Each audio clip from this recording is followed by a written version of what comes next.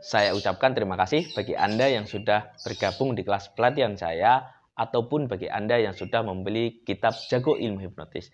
Dan bagi Anda yang belum subscribe, silakan Anda subscribe di sini dan aktifkan lonceng notifikasinya.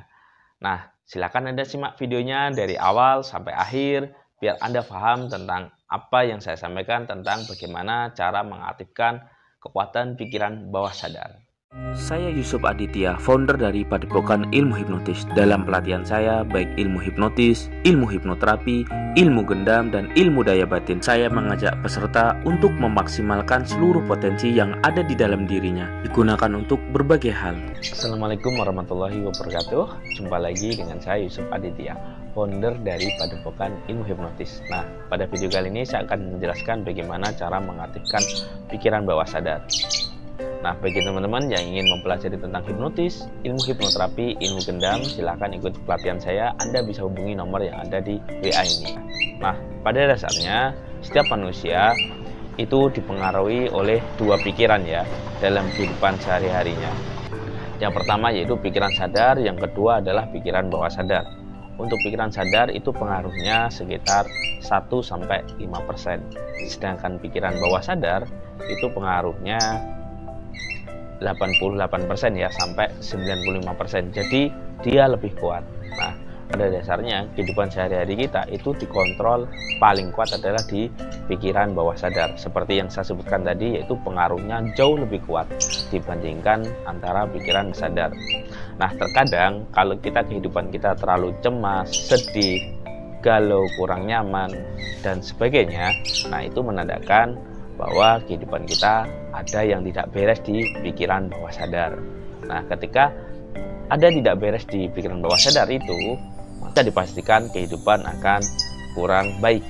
Nah, bagaimana cara melepaskan itu? Nah, untuk melepaskan itu memang tidak mudah ya, karena ada beberapa faktor. Yang pertama adalah karena ada yang namanya critical area, yaitu semacam sapam pikiran. Jadi dia menjaga data yang ada di pikiran bawah sadar itu. Dan ada momen-momen tertentu yang memang digunakan untuk membukanya. Pertama yaitu ada yang namanya figur otoritas. Jadi ada semuanya apabila Anda mendapatkan saran dari figur otoritas, terutama orang tua, keluarga, guru, dokter, ustadz, motivator dan sebagainya, biasanya pikiran bawah sadar itu akan aktif karena gampang terbuka. Terus yang kedua ada yang namanya pengulangan.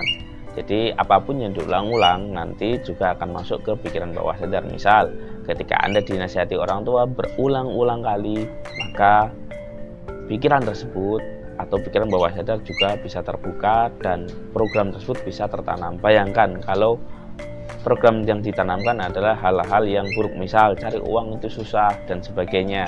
Nah, bisa juga kamu ini goblok. Nah, alangkah baiknya itu bisa diganti dengan kamu pintar, kamu cerdas, kamu anak yang baik, kamu anak yang luar biasa. Nah, itu coba diulang-ulang. Nah, secara otomatis maka program itu akan masuk ke pikiran bawah sadar. Terus yang ketiga ada yang namanya emosi yang intens. Nah, emosi yang intens ini adalah perasaan yang membuat kita entah itu sedih, nyaman, bahagia, intinya perasaan ya. Kalau berlebih biasanya itu juga kita akan mengingat hal-hal sesuatu, baik trauma, kenangan dan sebagainya. Itu menandakan tentang pikiran bawah sadar itu aktif. Nah, ketika Anda merasakan itu, Anda bisa program dengan melakukan sugesti tertentu. Terus yang keempat itu ada yang namanya identifikasi kelompok.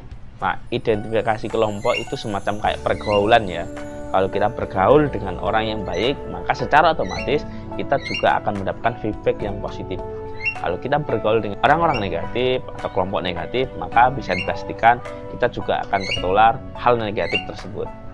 Terus yang kelima yaitu ada yang namanya relaksasi pikiran. Nah, relaksasi pikiran yaitu entah itu sholat, meditasi, hipnoterapi. Contoh saya membantu klien saya yaitu dengan ilmu hipnoterapi, yaitu saya melakukan pemrograman di sana, yaitu dengan relaksasi. Relaksasi ini biasanya saya gunakan yaitu di klien saya ketika saya membantu hipnoterapi. Jadi 5 hal tersebut ya, ini bisa kita gunakan untuk memprogram pikiran bawah sadar kita. Oke, mungkin ini yang bisa saya bagikan buat Anda semuanya. Dan saya ucapkan terima kasih, semoga sukses selalu buat Anda semuanya. Jangan lupa di share ya video ini dan di subscribe. Saya Iri, Wassalamualaikum warahmatullahi wabarakatuh. See you.